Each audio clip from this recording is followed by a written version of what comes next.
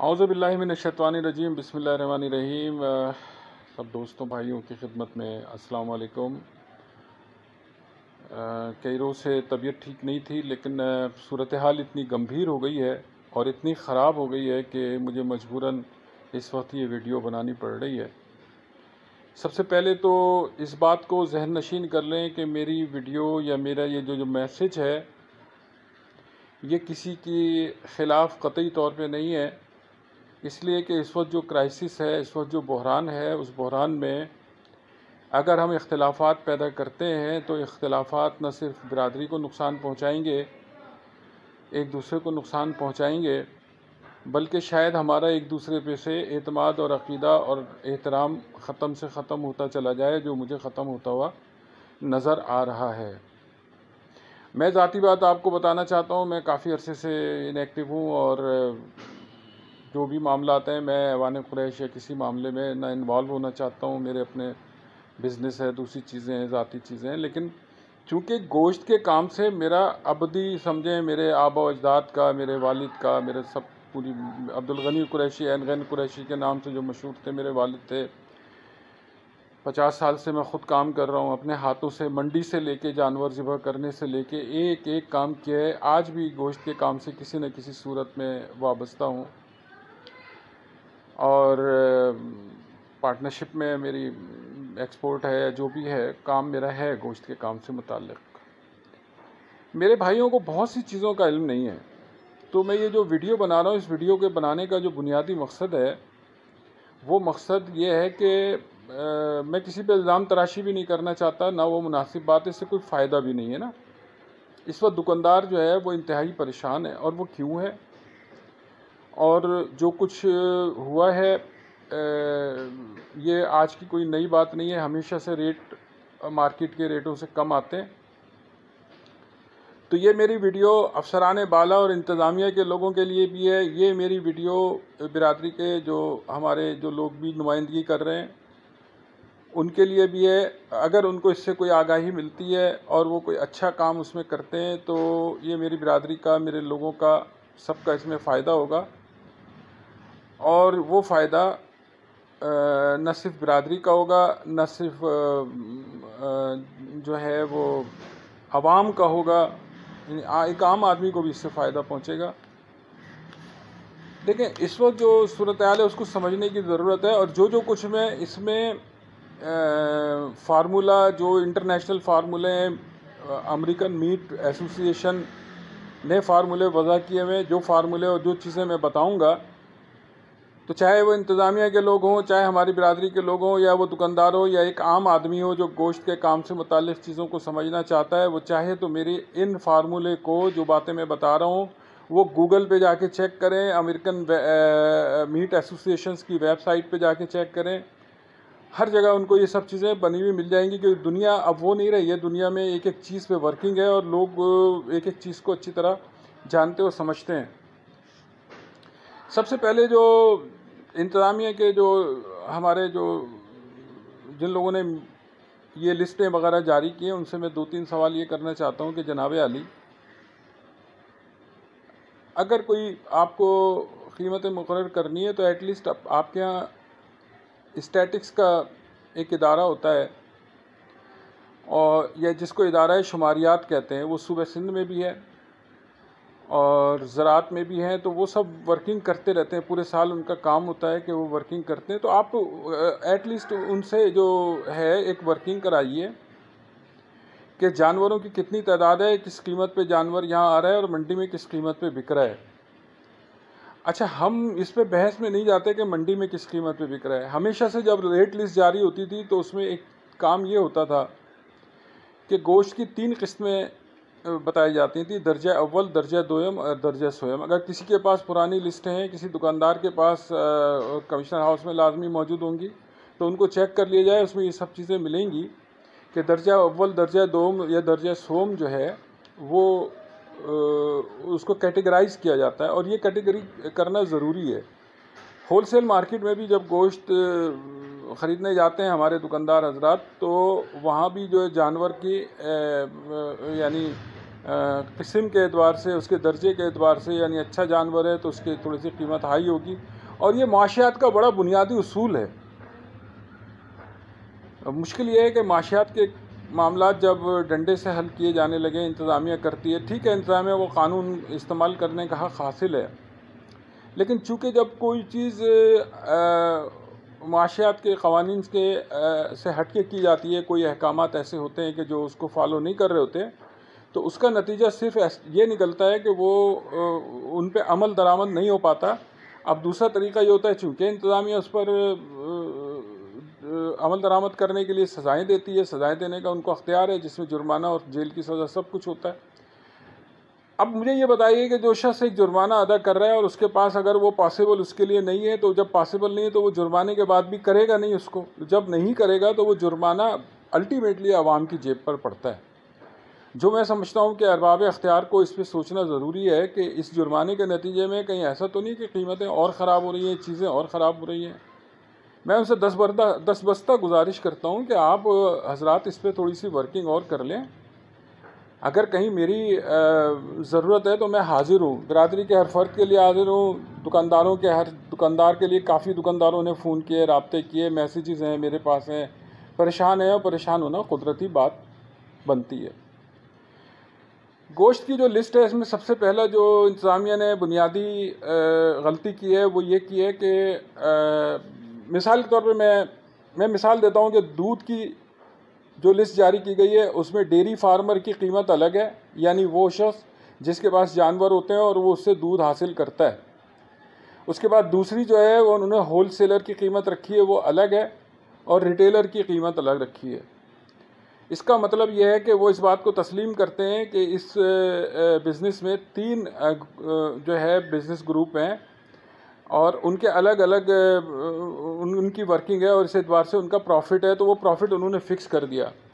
ज़्यादती या नाजायज़ ये किया गया है कि गोश्त वालों का कोई प्रॉफिट जो है वो मुकर्रर नहीं किया गया, ना कोई होल सेल ना कुछ, बल्कि एक स्ट्रेट फारवर्ड एक प्राइस मुकर्रर कर दी गई। अब आइए उन प्राइस का थोड़ा तज्ज़िया करते हैं। ये जो रेट लिस्ट है मेरे हाथ में है, इसके मुताबिक बीफ बोनलेस 795 रुपीज़ यानी 795 रुपये पर किलो, और बीफ विद बोन यानी हड्डी वाला गोश्त 635 रुपये। अब मैं आपको थोड़ा सा बताना चाहूँगा कि होल सेल जो प्राइस है वो बीफ की बात हो रही है अभी। बीफ की होल सेल प्राइस है तकरीबन 26,000 रुपये मन, यानी इससे कम भी है और इससे ज़्यादा भी है। वो क्वालिटी के एतबार से है, जैसा मैंने पहले अर्ज़ किया कि क्वालिटी के एतबार से इंतज़ामिया को ये कीमतें मुकर्रर करनी थी। तो अब आपको मैं इसमें एक और बात बताना चाहता हूँ कि जब आप होल सेल में जानवर ख़रीदते हैं, गोश्त ख़रीदते हैं और उसको दुकान पे लाके दुकानदार फ़रोख्त करता है, तो मैं अब जो साइंटिफिक चीज़ें वो आपको बताना चाहता हूँ कि गोश्त जो होता है वो क्या होता है। 75% पानी होता है, 20% प्रोटीन और 5% मिनरल और फैट और दूसरी चीज़ें होती हैं। तो इसका 75% वाटर कंटेंट का मतलब है कि उसका जल्दी खुश्क होना। चुनाचे जो मैं फिर कह रहा हूँ कि आप गूगल कीजिए, जो भी मैं बता रहा हूँ आपको हर चीज़ गूगल पे मिल जाएगी। 15% 13 से 14 घंटे में वेट लॉस करता है गोश्त। इसका मतलब ये है कि जो होल सेल में गोश्त ख़रीदा है दुकानदार और जो लाके उसको पीसीस करके बेच रहा है, तो उसको 15% बराह रास्त वो वेट में कमी वाक़ हो जाती है। दूध में ऐसा नहीं होता, दूध डब्बे में बंद आता है, 1 मन है तो वो दुकानदार तक, रिटेलर तक और होल सेलर तक 1 मन ही पहुँचता है। गोश्त में ये प्रॉब्लम है। तो अब उसका क्या है कि अगर वो 15% पे हम आ जाएं और हम इसको सपोज़ कर लें कि होल सेल इस वक्त जो मार्केट है वो 26,000 रुपये है, और अगर किसी को इस बारे में शक है या इंतज़ामिया को गलत इन्फॉर्मेशन मिली है तो वो मंडी जाएं, जानवरों की कीमतें चेक करें, भैंस की कीमत चेक करें, गाय की कीमत चेक करें, उसके बाद उसका वज़न चेक करें। उनको अंदाज़ा हो जाएगा कि तकरीबन होल सेलर का भी कोई ख़ास प्रॉफिट नहीं होता है, उसको बेचारे को भी पूरी मेहनत के बाद 1-आध हज़ार जानवर पे मिल जाते हैं और इतनी एक रकम इन्वेस्ट होती है और उसमें मेहनत का बेतहाशा काम है। 15% अगर हम 26,000 पे अगर कैलकुलेट करते हैं, 650 रुपये पर केजी हड्डी वाला गोश्त बनता है होल सेल के एतबार से। इसमें अगर हम वेट लॉस 15% निकाल दें तो ये 747 रुपये बनते हैं। 15 रुपये उसकी एटलीस्ट होलसेल मार्केट से लेके दुकान तक जाना आना और उसको ट्रांसपोर्टेशन करना 15 रुपये पर केजी उसकी ट्रांसपोर्टेशन कास्ट आती है। और 20 रुपये पर केजी शॉप का ख़र्चा होता है, जिसमें लेबर है, जिसमें बिजली है, जिसमें दुकान का किराया है, जिसमें वो शॉपर है, जिसमें वो गोश्त दे रहा है, और भी जो रिटेल की जो ज़रूरियात होती हैं 20 रुपये पर केजी वो होता है। और इसके अलावा अगर ये बन जाते हैं 782 रुपये। और अगर हम इसमें दुकानदार का प्रॉफिट, एक मामूली सा प्रॉफिट 18 रुपये पर केजी अगर उसका प्रॉफिट हम ऐड कर लें तो ये 810 रुपये बन जाते हैं, जबकि हड्डी वाला गोश्त जो है 635 रुपये फ़रोख्त करने के लिए बताया जा रहा है। तो ये मुमकिन नहीं है। अच्छा, अब आ जाए बोनलेस की तरफ। फिर मैं आपसे कहूँगा कि गूगल कीजिए कि फार्मूला क्या है। एक्सपोर्ट का जो काम करते हैं हम भी उससे कहीं ना कहीं वाबस्ता है और उस पर वर्किंग करते रहते हैं। इसको जब भी इसकी बोनलेस करने के लिए जानवर को निकाला जाता है गोश्त को, तो इसको 0.65 से पे डिवाइड कर दिया जाता है और इसका एक्चुअल जो है ना कीमत आ जाती है। फ़र्ज़ करें अगर 100 रुपये पर केजी है या 1000 रुपये है, उसको 0.65 से करेंगे तो आपको बोनलेस यानी हड्डी वाला 1000 रुपये है तो बग़ैर हड्डी की कीमत आ जाएगी। ये फार्मूला है। और मैं फिर बार बार कह रहा हूँ कि इसको गूगल पे जाके चेक करें, आपको मिल जाएगा कि 65% जो है ना वो बोनलेस निकलता है। यानी अगर 100 किलो गोश्त है तो उसमें 65 किलो बग़ैर हड्डी का निकलेगा। तो जनाब, अगर इसको हम बोनलेस करते हैं तो बोनलेस करने में इसका जो निकलेगा वो यानी 810 को अगर हम बोनलेस कर लें और डिवाइड कर लें तो ये कीमत 1203 रुपये बग़ैर हड्डी की सिर्फ बड़े गोश्त की पहुंच जाती है। अंदाज़ा कीजिए। और ये तमाम चीज़ें जब हम गैर हकीकी कीमतें मुकर्रर करते हैं, ये बेईमानियों को माशरे में जन्म देती हैं। आवाम को भी इस बात पर गौर करना चाहिए कि जो चीज़ें वो ख़रीद रहे हैं उनकी असल कंडीशन क्या है। और आखिर में मैं इसका एक हल भी पेश करूँगा।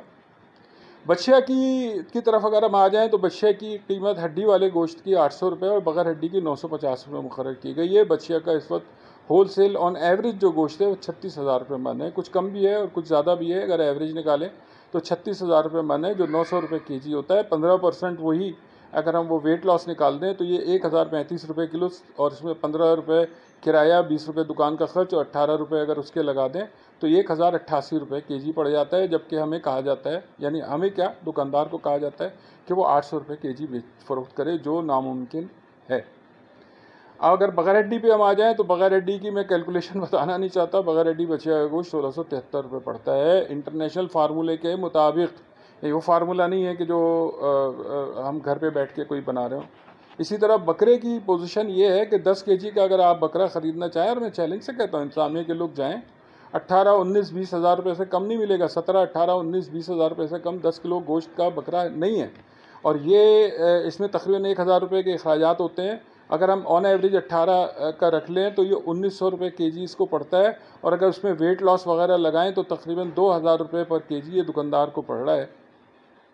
कीमत बताई जा रही है कि 1500 रुपये किलो बेचे। मैं आप तमाम लोगों से, जो भी मेरी बातें सुन रहे हैं, इंसानियत के नाते मैं ये सवाल करना चाहता हूँ, क्या ऐसा मुमकिन है कि इतनी महंगी कीमत पर ख़रीद के वो सस्ता बेचे? नहीं है।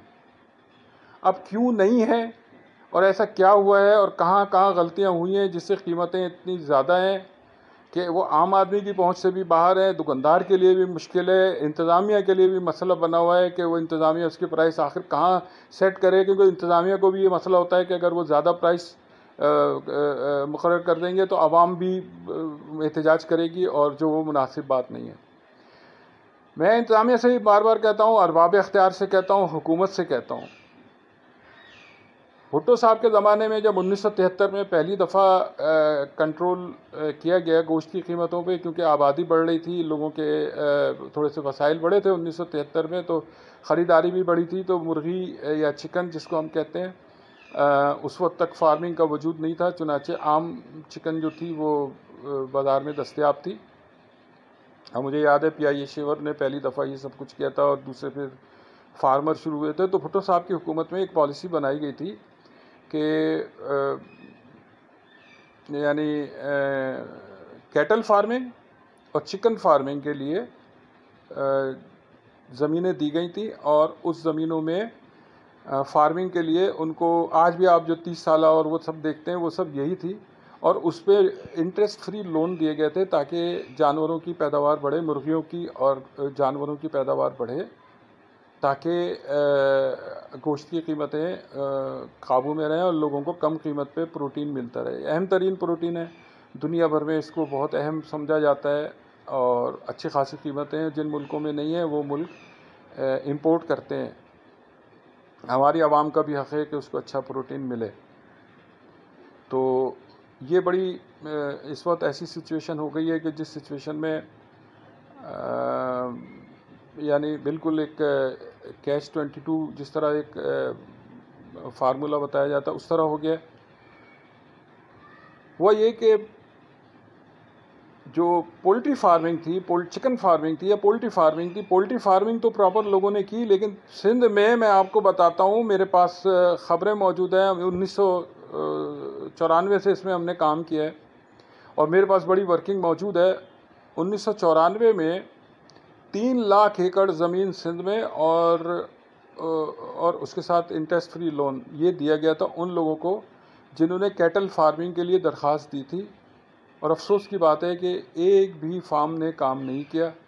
कहीं भी हमें फार्म का जानवर सिंध में नज़र नहीं आया। वही जानवर है जो पंजाब और सिंध के किसान पालते हैं, और वो जानवर जब ज़मीन से चलता है 1 साल 1.5 साल तक पाला जाता है उसको, 2 साल तक, और उसके बाद वो रास्ते में 2-3 हाथों से गुज़रता हुआ वहाँ की मंडियों में पहुँचता है और वहाँ से कराची की मंडी में पहुँचता है। तो जो अखराजात हैं वो बहुत ज़्यादा बढ़ जाते हैं।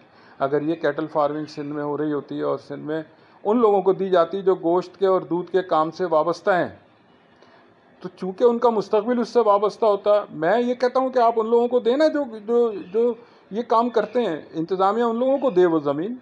वो आज भी उसका रिकॉर्ड कहीं ना कहीं मौजूद होगा। इस पर वर्क किया जाए और वो ज़मीनें निकाल के उन लोगों को दी जाए और गारंटी ली जाए कि उस पर फार्मिंग करेंगे और वो फार्मिंग करके जानवर मंडी में लेकर आएंगे और उससे जानवर की कीमत कम होगी, दुकानदार को भी एक सुकून हासिल होगा, उसको भी प्रॉफिट मिलेगा और जो गोश्त की कीमत है वो आम आदमी की पहुंच में आ जाएंगी। इसमें कोई शक नहीं है, गोश्त की कीमत बहुत ज़्यादा है। चुनाचे इसके अलावा और बहुत सारी चीज़ें हैं जो मैं, एक छोटी सी वीडियो है, इसमें मैं करना नहीं चाहता कि मैं इसको बहुत लंबा कर दूं। मैं अपने तमाम जो बिरादरी के जो भाई हैं उनसे अपील करता हूं, इस तमाम झगड़ों को, ऐवान कुरैश और सारी चीज़ों को एक तरफ रख दें, अपनी अना के मामले को भी एक तरफ रख दें। ये बड़ा अहम मसला है। अगर आप लोग इस वक्त कुछ करने में कामयाब हो गए तो ना सिर्फ ये कि उन गरीबों की बच्चों की दुआएं भी आपको मिलेंगी, बल्कि ये कि एक अच्छा काम है जिसकी फाउंडेशन आप रख के चले जाएंगे। इंसान इस दुनिया में आर्जी है और कुछ पता नहीं कि कब अल्लाह ताला की तरफ से पैगाम आ जाए। तो उस वक्त तक के लिए हमें इस माशरे को, सोसाइटी को, जहाँ हम रहते हैं उसको दुरुस्त करके चलना चाहिए। मेरा सिर्फ इसका बनाने का बुनियादी मकसद किसी पे ना, आप देखेंगे पूरे मैसेज में मैंने किसी को मोरिद इल्ज़ाम नहीं ठहराया और ना ही मैं ठहराना चाहता हूँ। मुझे पता है कि इसका नतीजा नुकसान के सिवा कुछ नहीं होगा।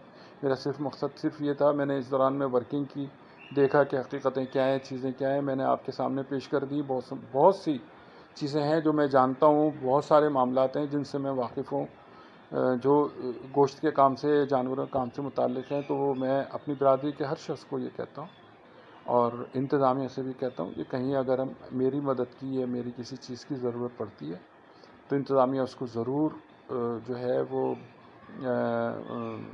अगर मुझे कहेगी कि इस मामले में आप ये काम करें, मैं बिल्कुल करूँगा।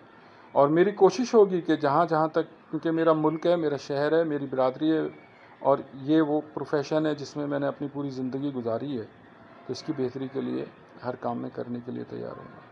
और दूसरे जितने भाई और जितने लोग हमारा हिस्सा हैं, किसी को किसी से शिकायत है, प्लीज़ बराए मेहरबानी इस वक्त इस शिकायतों को ख़त्म कर दें।